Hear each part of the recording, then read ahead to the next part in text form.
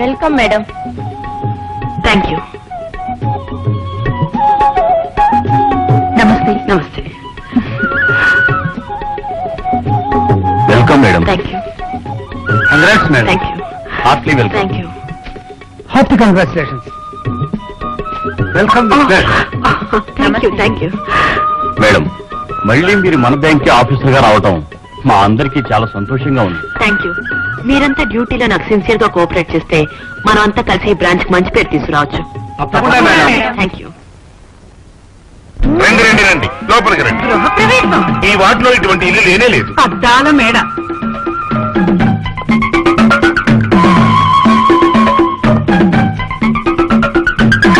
ఈ కిటికీలోంచి చూస్తే సినిమాకి వెళ్లాల్సిన పని లేదు, డ్రామాకి వెళ్లాల్సిన పని లేదు, టీవీ చూడాల్సిన పని లేదు. టీవీలో రామాయణం భారతం వారానికి ఒక్కసారి వస్తాయి, ఇక్కడైతే రోజుకి 2 సార్లు చూడొచ్చు. డైలీ పడక సీన్లు, ఫైటింగ్ సీన్లు, ఏడుపు సీన్లు, అప్పుడప్పుడు కామెడీ సీన్లు కూడా వస్తుంటాయి. వింత ఇల్లు సంతగోల.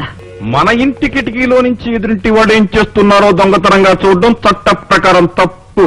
అక్కర్లేదనుకుంటే కిటికీలు మూసేసుకోవచ్చు. ఇల్లు చాలా బాగుందన్నయ్య. అద్దెంత? అద్దె 2000, 10 నెలల అడ్వాన్స్, ₹1,00,000 లోను, దానికి ఇంట్రెస్ట్ లేదు.